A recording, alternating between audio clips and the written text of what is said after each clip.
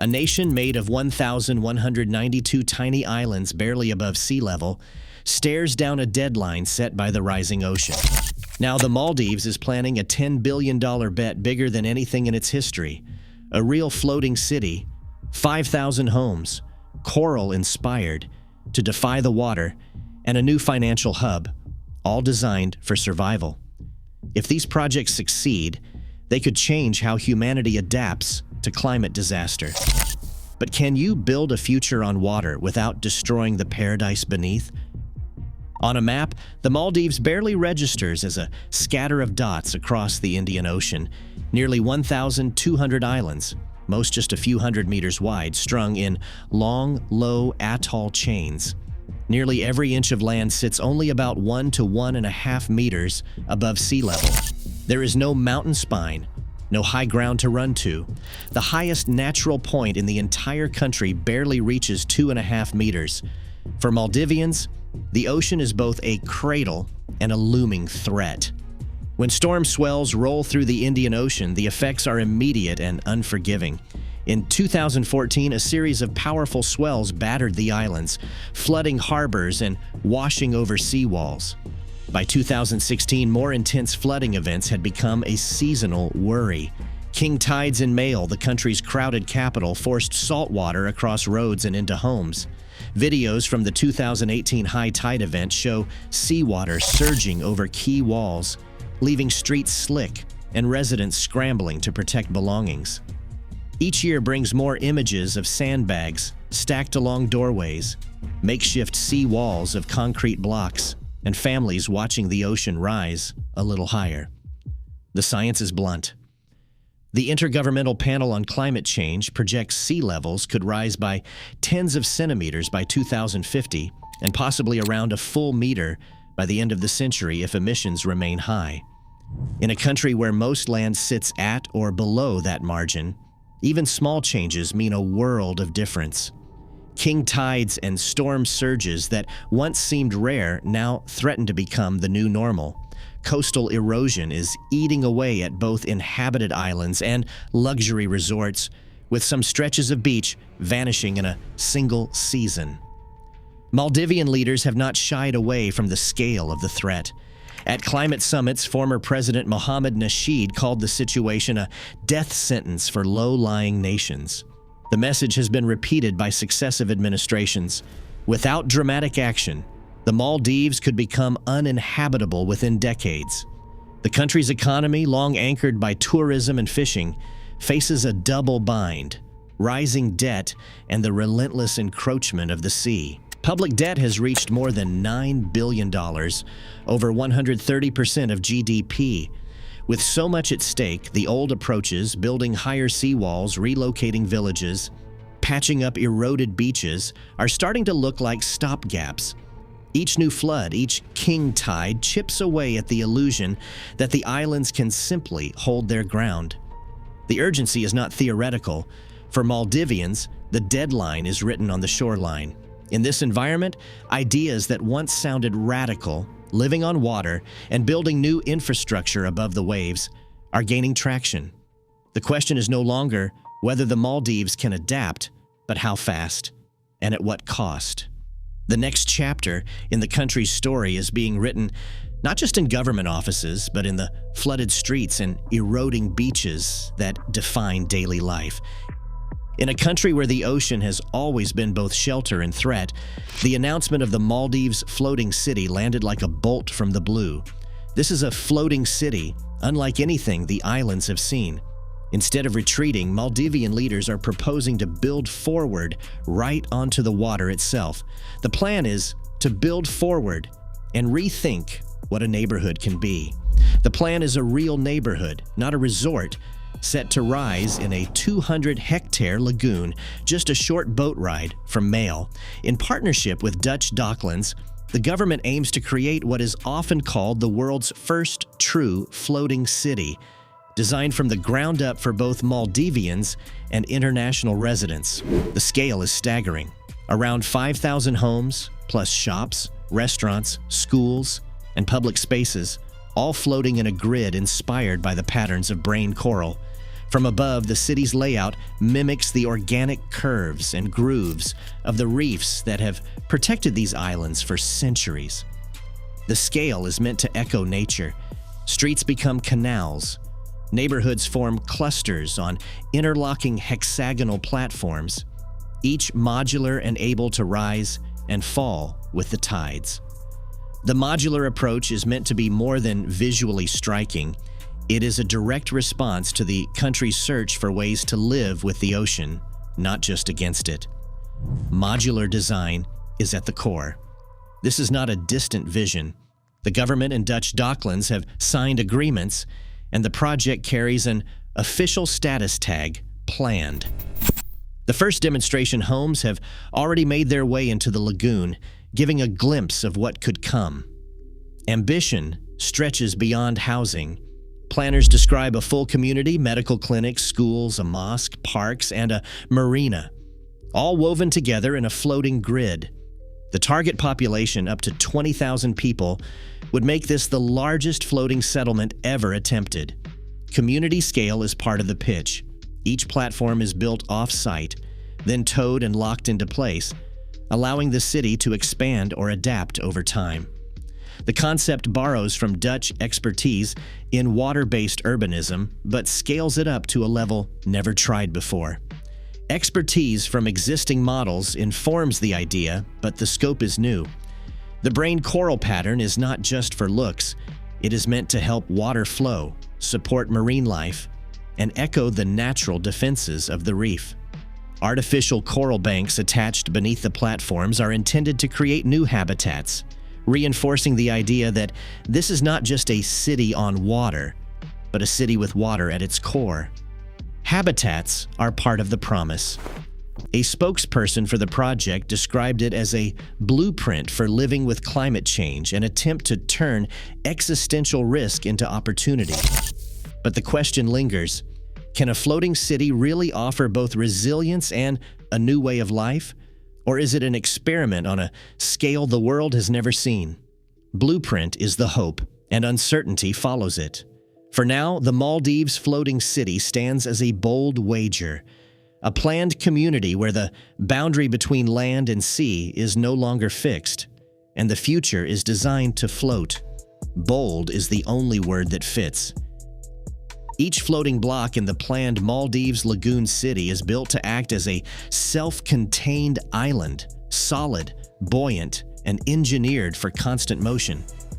The platforms are massive, barge-like slabs, most likely made from reinforced concrete with internal voids or foam cores for buoyancy. They are constructed off-site, then towed into the lagoon and locked into a flexible grid. This modular approach means the city can grow or shift as needed, with each unit able to rise and fall with the water's surface. Anchoring these platforms is a network of telescopic steel piles driven in to the lagoon floor. Rather than resisting the ocean's energy, these supports are designed to flex and absorb movement, letting the platforms bob gently with tides and swells. The surrounding coral reef acts as a natural breakwater, so the heaviest waves never reach the city directly. Inside the lagoon, the mooring system only needs to manage softened, slower motion, a critical factor in keeping the structures stable without overbuilding. Utilities are woven through every platform.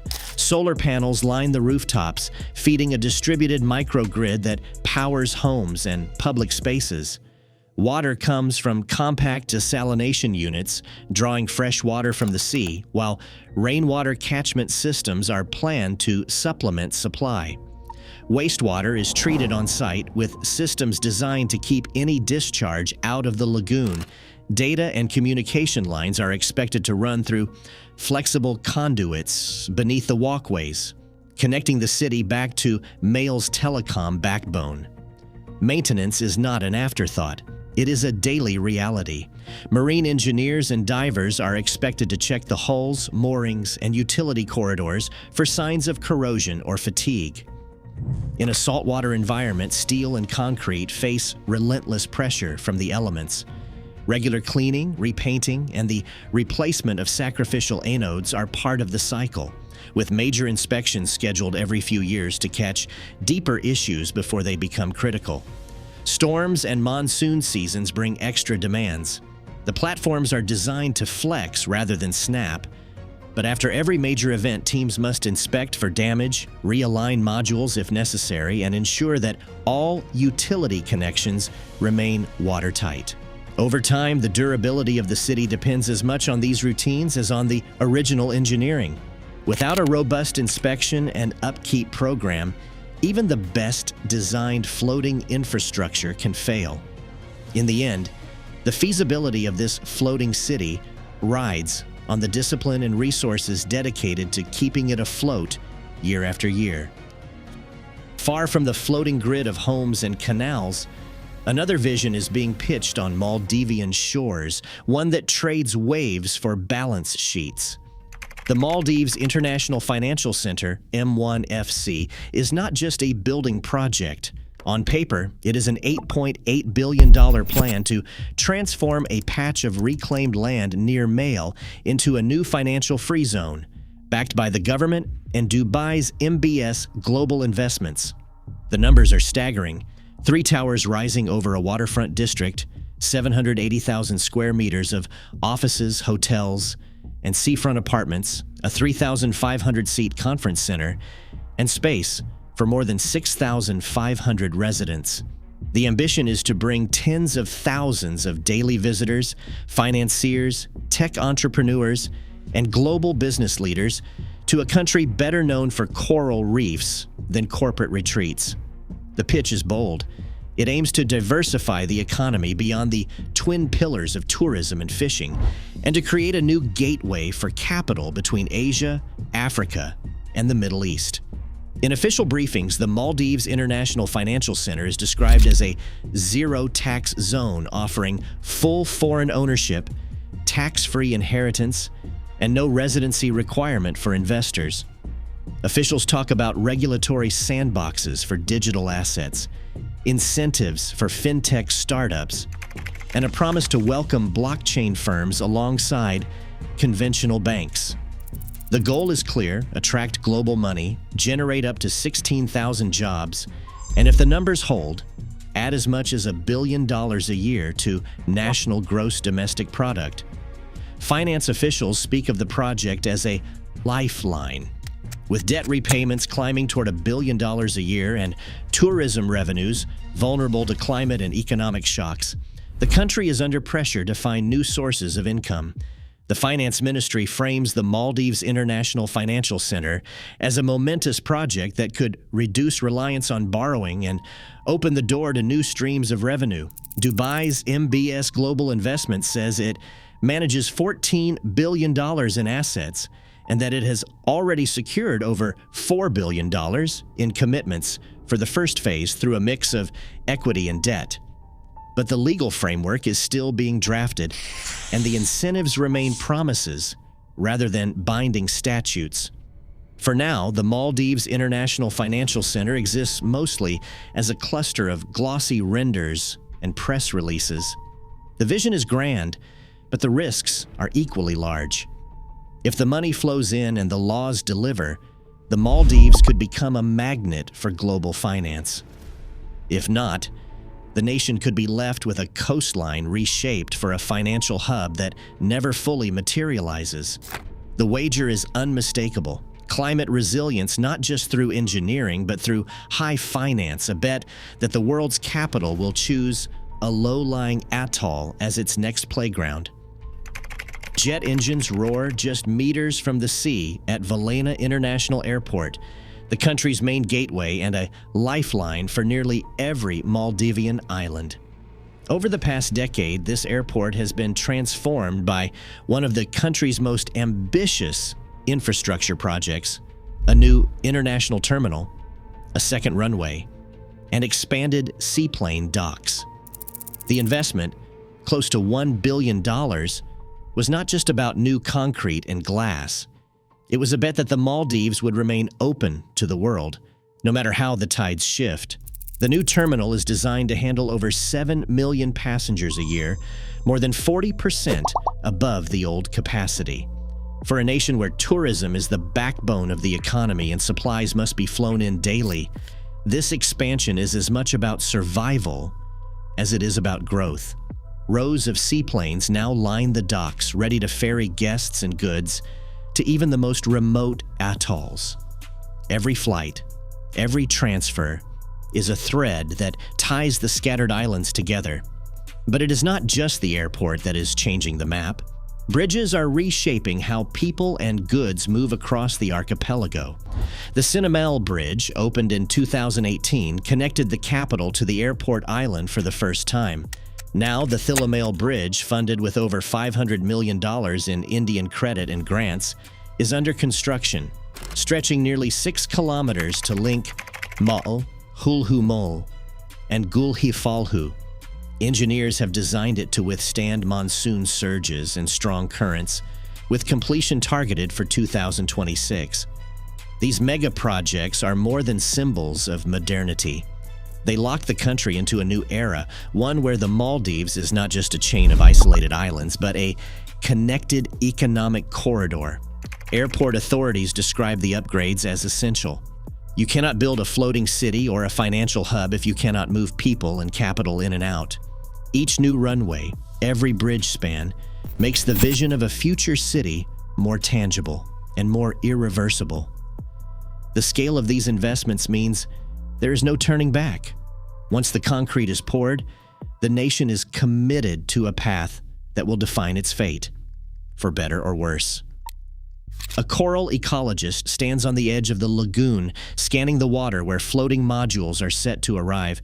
For any project of this scale, the first question is, what happens beneath the surface? Dredging, whether for mooring blocks, access channels, or utility conduits, releases clouds of fine sediment that drift with the current. In the Maldives, even small increases in turbidity can block sunlight from reaching corals and seagrass, stunting growth or killing fragile colonies already battered by warming seas. The risk is not just theoretical. Past reclamation and harbor works near Mail have left visible sediment plumes stretching for kilometers, with coral cover dropping sharply in down-current zones. Yet for the 200-hectare lagoon chosen for the floating city, the full environmental impact assessment remains out of public view. Without access to baseline data on water clarity, benthic cover, or sedimentation rates, no outside expert can judge how much of the lagoon's ecosystem will change. Mitigation technologies like silt curtains and limited dredging windows are standard in project claims, but their effectiveness depends on rigorous, transparent monitoring.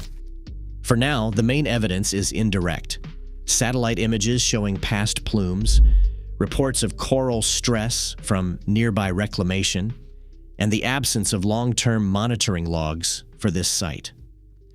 The science points to a fundamental tension. Floating platforms may avoid the worst damage of land reclamation, but even limited construction can set off ecological changes that last for decades.